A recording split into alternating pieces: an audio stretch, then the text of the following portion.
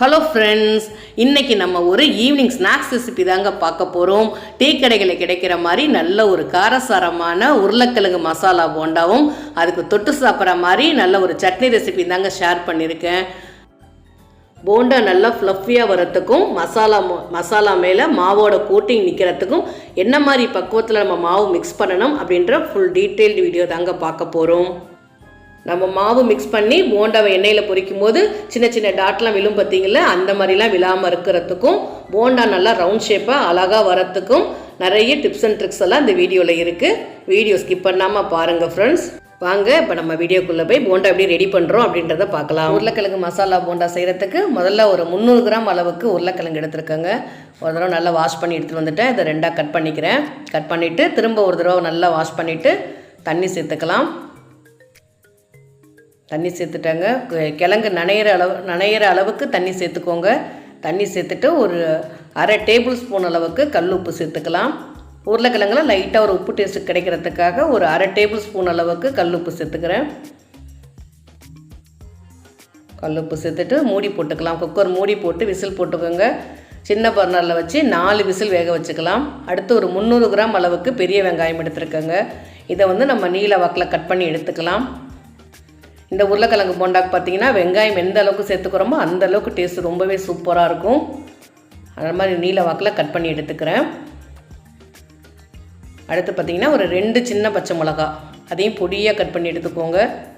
பொடியாக கட் பண்ணிவிட்டு நம்ம எண்ணெயில் வதக்குறோன்னா நமக்கு காரம் தெரியாது, அதனால் நல்லா பொடியாக கட் பண்ணி எடுத்துக்கோங்க. ஒரு 5 பல் பூண்டு, ஒரு சின்ன துண்டு இஞ்சி பூண்டு பேஸ்ட்டாக இருந்தாலும் சேர்த்துக்கலாம். இல்லைனா இதை இஞ்சி பூண்டு நான் இடித்து தான் சேர்த்துக்க போகிறேன். அதனால் இஞ்சி பூண்டு எடுத்து வச்சுட்டேன். ஒரு பேன் எடுத்துகிட்டு 2 டேபிள் ஸ்பூன் அளவுக்கு கடலெண்ணெய் சேர்த்துக்கிறேன். எண்ணெய் நல்லா சூடு வந்துருச்சுங்க. எண்ணெய் சூடு வந்ததுக்கப்புறம் ஒரு 3/4 டீஸ்பூன் அளவுக்கு கடுகு நல்லா வெடிக்கட்டும். அடுத்து ஒரு அரை டீஸ்பூன் அளவுக்கு ஜீரகம் சேர்த்துக்கலாம். கடுகும் ஜீரகம் நல்லா பொரிஞ்சதுக்கப்புறம் நறுக்கின வெங்காயம் பார்த்திங்கன்னா மெஷரிங் கப்பில் 3 கப் அளவுக்கு இருக்குது. இது 2வது கப். இது அடுத்து 3வது கப் அளவுக்கு வெங்காயம் சேர்த்துட்டேன். வெங்காயம் சேர்த்துட்டு நல்லா வதக்கிக்கோங்க. நல்லா மூடி போட்டு வதக்கினோன்னா நமக்கு ரொம்பவே நல்லா சீக்கிரமாக வதங்கிடும். வெங்காயம் நமக்கு நல்லா வதங்கினா தாங்க நமக்கு போண்டாவில் டேஸ்ட்டே கிடைக்கும். நல்லா எல்லா வெங்காயம் நல்லா உதுத்த மாதிரி விட்டுட்டு நல்லா வதக்கிக்கலாம். அதுக்கெல்லாம் நமக்கு உருளைக்கிழங்கும் ரெடி ஆகிடுச்சு. ஒரு பிளேட்டில் எடுத்து ஆற வச்சுட்டுறேன். 4 விசில் வேக வச்சதுனால நல்லா சாஃப்டாகவே வெந்து வந்திருக்கு. லைட்டாக ஆறிட்டு இருக்கட்டும். வெங்காயம் கொஞ்சம் கொஞ்சமாக நிறம் மாறி வதங்குதுங்க. நல்லா வதங்கட்டும். அதுக்குள்ளே இஞ்சி பூண்டெல்லாம் இடித்து எடுத்துகிட்டு வந்துடுறேன். இஞ்சி பூண்டு இடித்து சேர்க்கும்போது லைட்டாக ஒரு பூண்டு வாசனை ரொம்பவே நல்லாயிருக்கும். அடுத்து இஞ்சி பூண்டு பார்த்திங்கன்னா 1 டேபிள் ஸ்பூன் அளவுக்கு இருக்குது. இஞ்சி பூண்டு சேர்த்துட்டு நல்லா ஃபைனாக வதக்கிக்கோங்க. வெங்காயம் பாருங்கள் ஒரு 70% நமக்கு நல்லாவே வதங்கி வந்துருச்சு. ஒரு அரை டீஸ்பூன் அளவுக்கு மஞ்சள் பொடி சேர்த்துக்கிறேன். மஞ்சள் பொடி சேர்த்துட்டு நல்லா வதக்கிக்கோங்க. நமக்கு இஞ்சி பூண்டு சேர்த்தோன்னா அடி பிடிக்கும். அந்த மாதிரி அடுப்பு லோ ஃப்ளேம் வச்சுட்டு நம்ம நல்லா வதக்கி விட்டுக்கலாம். அடுத்து நறுக்கின பச்சை மிளகாயை சேர்த்து எண்ணெயிலே நல்லா வதக்கிக்கலாம். இந்த மாதிரி எண்ணெயிலே நம்ம வதக்கும் போது கொஞ்சம் கூட காரம் தெரியாமல் இருக்கும். போண்டாவோட சேர்த்து சாப்பிடும்போது கூட நமக்கு காரம் தெரியாமல் இருக்கும். வெங்காயம் பார்த்திங்கன்னா இந்த பக்குவத்துக்கு நல்லா வதங்கி ரெடி ஆகிடுச்சு. இப்போ அடுத்து நம்ம மசாலாலாம் சேர்த்துக்கலாம். காரத்துக்கு பார்த்திங்கன்னா 1 டீஸ்பூன் அளவுக்கு தனி மிளகாய் தூள், 1 டீஸ்பூன் அளவுக்கு கறி மசால் தூள். அடுப்பு லோ ஃப்ளேமில் வச்சுட்டு பொடியெல்லாம் சேர்த்துக்கோங்க. சேர்த்துட்டு பொடியோட பச்சை வாசனை போகிற வரைக்கும் இன்னமும் நல்லா வதக்கிக்கலாங்க. நமக்கு எண்ணெய் பிரிஞ்சு வரணும். வெங்காயம் பார்த்திங்கன்னா நமக்கு எண்ணெய் பிரிஞ்சு வரணும், அந்த அளவுக்கு வதக்கிக்கலாம். அடுத்து உருளைக்கிழங்கு நல்லா சாஃப்டாக வெந்து வந்துருச்சு. இந்த மாதிரி நல்லா சாஃப்டாக உதுத்து விட்டுக்கோங்க. வெங்காயம் நல்லா வதங்கணும், உருளைக்கிழங்கும் நல்லா வெந்து இருக்கணும். அப்போ தான் நமக்கு ஒரு மசாலா உருண்டை பிடிக்கும் போது நல்லா அழகாக உருண்டை பிடிக்க வரும். இந்த மாதிரி மசாலாலாம் சேர்த்து எண்ணெய் பிரிஞ்சு வர ஸ்டேஜ் வந்துருச்சுங்க. வெங்காயம் பாருங்கள் எந்த அளவுக்கு நிறம் மாதிரி ரெடி ஆகிடுச்சு. அடுத்து ஒரு 3/4 டீஸ்பூன் அளவுக்கு டேபிள் சால்ட்டு சேர்த்துக்கிறேன். ஏற்கனவே நம்ம கொஞ்சம் லைட்டாக உப்பு சேர்த்துருக்கோம். அதனால் ஒரு 3/4 டீஸ்பூன் அளவுக்கு மட்டும் டேபிள் சால்ட் சேர்த்துக்கலாம். உப்பு சேர்த்துட்டு நல்லா மிக்ஸ் பண்ணிக்கலாம். முதல்ல வெங்காயத்தோட உப்பு நல்லா சேரட்டும். அடுத்து நம்ம வேக வச்ச உருளைக்கிழங்கையும் சேர்த்துக்கோங்க. உருளைக்கிழங்கும் சேர்த்துட்டு நல்லா மிக்ஸ் பண்ணிக்கிறேங்க. வெங்காயமும் உருளைக்கிழங்கும் சேர்ந்து நல்லா மிக்ஸ் ஆகணும். அந்த பக்குவத்துக்கு நல்லாவே வதக்கிக்கலாம். நல்லா சுருண்டு வரட்டும். அடுப்பு ஓரளவுக்கு மீடியம் ஃப்ளேமில் வச்சுட்டு நல்லா வதக்கிக்கிறேன். இந்த மாதிரி சாஃப்டாக இருக்கணும். வெங்காயம் உருளைக்கிழங்கும் நல்லா பிளெண்ட் ஆகிருக்கணுங்க. கொஞ்சம் கூட தனித்தனியாக தெரியக்கூடாது. இந்த மாதிரி பக்குவத்துக்கு மசாலா ரெடி பண்ணிக்கோங்க ஃப்ரெண்ட்ஸ். டேஸ்ட்டு ரொம்பவே சூப்பராக இருக்கும். நம்ம டீ கடைகளில் கிடைக்கும் பார்த்தீங்களா, அந்த டேஸ்ட்டில் இருக்கும். ஒரு 1/4 டீஸ்பூன் அளவுக்கு பெருங்காயத்தூள், 1/4 டீஸ்பூன் அளவுக்கு மிளகுத்தூள் சேர்த்துக்கோங்க. அடுத்து கொத்தமல்லி சேர்த்துட்டு நல்லா வதக்கிட்டு நம்ம அடுப்பு ஆஃப் பண்ணிடலாம். நல்ல ஒரு காரசாரமான மசாலாங்க. டேஸ்ட் ரொம்பவே சூப்பராக இருக்கும். நல்லா ஒரு 2 நிமிஷம் நல்லா வதக்கிட்டேன். நம்ம இப்படி கலரும் போது பாருங்கள், நல்லா அல்வா மாதிரி நல்லா அழகாக வருது பார்த்தீங்களா. இந்த பக்குவத்தில் நமக்கு மசாலா சூப்பராக ரெடி ஆகிடுச்சு.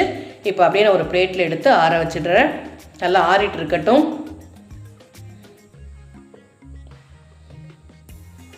நல்லா ஆறுனதுக்கு அப்புறம் நம்ம உருண்டை பிடிச்சிக்கலாம். இதுக்கு பார்த்திங்கன்னா நம்ம ஒரு 1/2 டீஸ்பூன் அளவுக்கு நெய் சேர்த்துக்கிறேங்க. ஒரு பேன் எடுத்துகிட்டு ஒரு 1/2 டீஸ்பூன் அளவுக்கு நெய் சேர்த்துக்கிறேன்.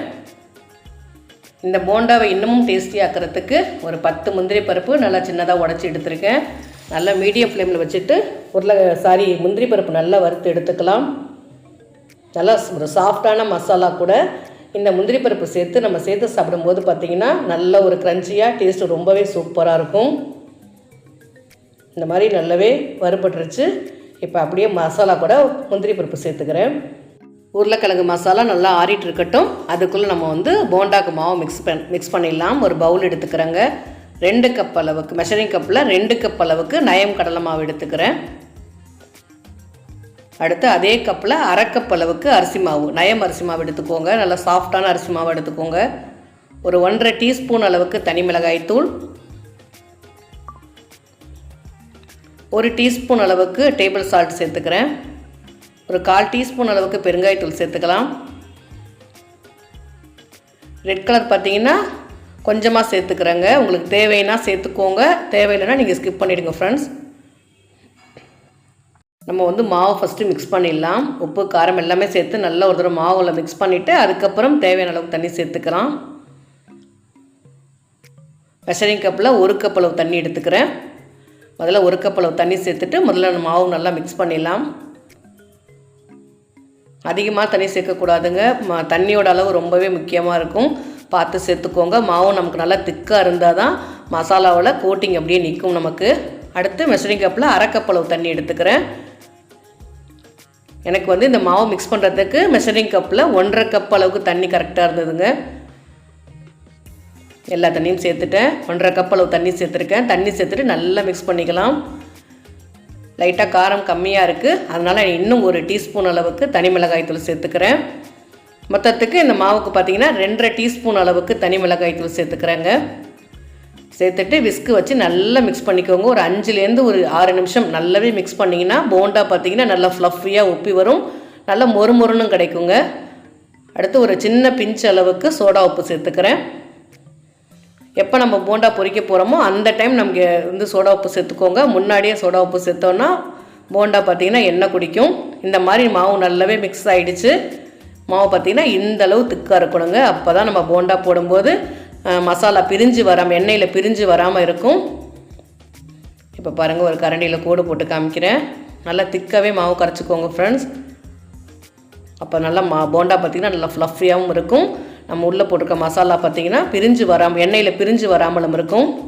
இப்போ நம்ம முந்திரி பருப்புலாம் சேர்த்துட்டு மசாலா இப்போ சின்ன சின்ன உருண்டைகளாக பிடிச்சி எடுத்து வச்சுக்கலாம். நல்லாவே ஆறிடுச்சு. நல்லா சூப்பராக இருக்குங்க. வாசனையே இப்போயே மசாலாவே சூப்பராக நல்லா ஒரு காரசாரமாக சூப்பராக இருக்குது. எனக்கு இந்த மசாலாவுக்கு பார்த்திங்கன்னா ஒரு 12லேருந்து 13 உருண்டைகள் பிடிச்சிருக்கேன். ஒரு மீடியம் சைஸாக தான் நான் பிடிச்சி எடுத்திருக்கேன். இது மாதிரி எல்லா உருண்டைகளும் பிடிச்சிட்டு காமிக்கிறேன். உங்கள் உருளைக்கிழங்கு மசாலா உருண்டைகள்லாம் சூப்பராக ரெடி ஆகிடுச்சு. நமக்கு மாவும் ரெடி ஆகிடுச்சு, மசாலா உருண்டைகளும் ரெடி ஆகிடுச்சு. இப்போ நம்ம போண்டா பொரிக்கிறதுக்கு எண்ணெய் ஹீட் பண்ணிக்கலாம். ஒரு அடுப்பில் பார்த்திங்கன்னா ஒரு பேன் வச்சுட்டு தேவையான அளவுக்கு போண்டா நனைகிற அளவுக்கு எண்ணெய், மூழ்கிற அளவுக்கு எண்ணெய் தேவைப்படும். எண்ணெய் சேர்த்துட்டு அடுப்பை லோ ஃப்ளேமில் வச்சிடுறாங்க. வச்சுட்டு அதுக்குள்ளே பார்த்திங்கன்னா நமக்கு போண்டாக்கு ஒரு சட்னி ரெடி பண்ணிடலாம். மெஷரிங் கப்பில் 1 கப் அளவுக்கு ஃப்ரெஷ்ஷாக துருவின தேங்காய், ஒரு சின்ன துண்டு இஞ்சி, அடுத்து ஒரு சின்ன வெங்காயம் பார்த்திங்கன்னா ஒரு 5-6 சேர்த்துக்கிறாங்க. அடுத்து 2 பச்சை மிளகாய். ஏன்னா நமக்கு போண்டா பார்த்திங்கன்னா நல்ல ஒரு காரசாரமாக தான் இருக்கும். அதனால் இதுக்கு ஒரு காரம் இல்லாத தேங்காய் ஒயிட் சட்னி தாங்க இன்றைக்கி ரெடி பண்ண போகிறோம். அடுத்து 1/4 கப் அளவுக்கு பொட்டுக்கடலை சேர்த்துக்கிறேன். 1/2 டேபிள் ஸ்பூன் அளவுக்கு கல்லுப்பு சேர்த்துக்கிறேன். முதல்ல வந்து தேங்காய் பொட்டுக்கடலை பாதி அளவுக்கு நல்லா ஒரு தடவை அரைச்சிட்டு அதுக்கப்புறம் மெஷரிங் கப்பில் 3/4 கப் அளவு தண்ணி சேர்த்துக்கிறேன். தண்ணி சேர்த்துட்டு கொஞ்சம் திருன்னு அரைச்சி எடுத்துக்கோங்க. இந்த சட்னி பார்த்திங்கன்னா நமக்கு போண்டாக்கு நல்ல ஒரு காரமான போண்டாக்கு இந்த மாதிரி சட்னி டேஸ்ட் ரொம்பவே சூப்பராக இருக்கும். அடுத்து கடுகு, உளுந்தம்பருப்பு, ஒரு காஞ்ச மிளகாய், ஒரு கருவேப்பிலை சேர்த்துக்கிறேன். சேர்த்துட்டு சட்னி நல்லாவே மிக்ஸ் பண்ணிக்கலாம். தாளிப்பு கொடுத்தாச்சு. நமக்கு சட்னியும் சூப்பராக ரெடி ஆகிடுச்சுங்க. இப்போ நம்ம போண்டா பொரிச்சு எடுத்துக்கலாம். சுட சுட போண்டா கூட நம்ம சட்னி வச்சு சாப்பிட வேண்டியதாங்க. எண்ணெய் ஓரளவுக்கு நல்லா ஹீட் ஆகிடுச்சான்னு பார்த்துக்கலாம். ஒரு சின்ன டாட் மாவு போட்டு பாருங்கள். உடனே எலும்பி மேலே வந்துச்சுன்னா எண்ணெயோட ஹீட் கரெக்டாக இருக்குன்னு அர்த்தம். ஒரு 2-3 உருண்டைகளாக மாவில் போட்டு வச்சுக்கோங்க. மாவில் போட்டு வச்சுட்டு அடுத்து பார்த்திங்கன்னா ஒரு ஸ்பூன் எடுத்துக்கோங்க. ஸ்பூன் எடுத்துகிட்டு மசாலா மேலே மாவு ஃபுல்லாக மிக்ஸ் பண்ணிவிட்டு அதுக்கப்புறம் எண்ணெயில் போட்டுக்கோங்க. எண்ணெயோட ஹீட் பார்த்திங்கன்னா ஒரு மீடியம் ஃப்ளேமில் வச்சுக்கோங்க ஃப்ரெண்ட்ஸ். இப்படி போடும்போது உங்களுக்கு கோட்டிங் அப்படியே நிற்குங்க. மசாலா வந்து பிரிஞ்சு வராது. மசாலா பிரிஞ்சு வந்தால் எண்ணெய் வேஸ்ட் ஆயிரும். அதனால் மாவோட பக்குவம் மட்டும் கரெக்டாக மிக்ஸ் பண்ணிக்கோங்க. ஓரளவுக்கு மீடியம் ஹீட்லேயே வச்சு ஒரு 2-3 நிமிஷம் நல்லாவே பொரித்து எடுத்துக்கலாம். அப்போ தான் நமக்கு நல்லா மொறுன்னு இருக்கும். மாவு நல்லா வெந்தும் நல்லா டேஸ்ட்டு சூப்பராக இருக்கும்.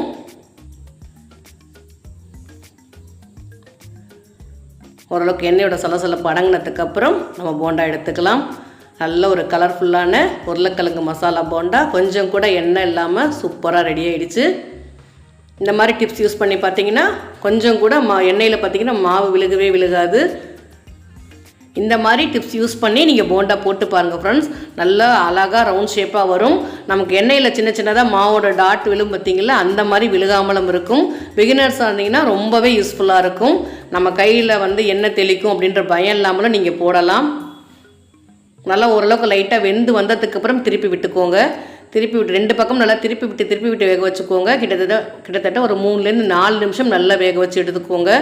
நல்லா மீடியம் ஹீட்லேயே வேக வச்சு எடுத்திங்கன்னா நமக்கு நல்லா போண்டா பார்த்திங்கன்னா நல்ல மொறு தன்மையோட சூப்பராக இருக்கும். நமக்கு உருளைக்கிழங்கு மசாலா போண்டா சூப்பராக ரெடி ஆகிடுச்சுங்க. நல்லா சுட அட்டகாசமாக ரெடி ஆகிடுச்சு. வாங்க இப்போ நம்ம சாப்பிட்டு பார்க்கலாம். நல்லா சூடான போண்டா எடுத்து வச்சுட்டேன். அடுத்த நல்ல ஒரு வெள்ளையான தேங்காய் சட்னியும் காரம் இல்லாத தேங்காய் சட்னியும் எடுத்து வச்சுட்டேன். நல்ல ஒரு காரசாரமான போண்டா கூட காரம் இல்லாத தேங்காய் சட்னியை வச்சு சாப்பிடும்போது டேஸ்ட்டு ரொம்பவே சூப்பராக இருக்கும் ஃப்ரெண்ட்ஸ். நீங்களும் ட்ரை பண்ணி பாருங்கள். பக்கத்தில் இஞ்சி ஏலக்காய் போட்ட ஒரு டீயோடு சேர்த்து சாப்பிட்டு பாருங்கள். டேஸ்ட் ரொம்பவே அட்டகாசமாக இருக்கும். நல்ல ஒரு ஈவினிங் ஸ்நாக்ஸாக நீங்கள் ட்ரை பண்ணி பார்த்துட்டு உங்களுக்கு கமெண்ட்டை பதிவு பண்ணுங்கள். நான் இன்றைக்கி இஞ்சி ஏலக்காய் டீ தாங்க ரெடி பண்ணியிருக்கேன். வாங்க இப்போ நம்ம சாப்பிட்டு பார்க்கலாம். ஒரு போண்டா நான் உடச்சி காமிக்கிறேன் பாருங்கள். நல்ல ஒரு மசாலா பிரிஞ்சு வராமல் மாவோட கோட்டிங் பாருங்கள் எந்தளவு நல்லா திக்காக இருக்குது. இந்த மாதிரி நீங்கள் மாவு மிக்ஸ் பண்ணால் தான் மசாலா வந்து எண்ணெயில் பிரிஞ்சு போகாமல் இருக்கும். இந்த மாதிரி நீங்கள் ட்ரை பண்ணிவிட்டு உங்களோட கமெண்ட்டை பதிவு பண்ணுங்கள் ஃப்ரெண்ட்ஸ். போண்டா ட்ரை பண்ணிவிட்டு சொல்லுங்கள். நல்ல ஒரு காரசாரமான மசாலா போண்டா கூட காரமே இல்லாத ஒரு தேங்காய் சட்டியோட சேர்த்து சாப்பிடும்போது டேஸ்ட்டு உண்மையாகவே சொல்கிறேன் அந்தளவுக்கு நல்லா இருக்குங்க. 2 வாய் போண்டா சாப்பிடுங்க, 1 வாய் நல்லா சூடான டீ குடிச்சுக்கோங்க. இப்படியே நம்ம சாப்பிடும்போது டேஸ்ட்டு ரொம்ப நல்லாயிருக்கும். என்னோடய ரெசிபி பிடிச்சதுன்னா ஒரே லைக் மட்டும் கொடுங்க. மறக்காமல் என்னோடய விகாஸ் சமையலை சப்ஸ்கிரைப் பண்ணிக்கோங்க. தேங்க்யூ.